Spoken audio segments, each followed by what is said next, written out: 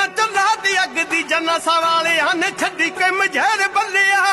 ਜਿਗਰੇ ਵਾਲਾ ਹੀ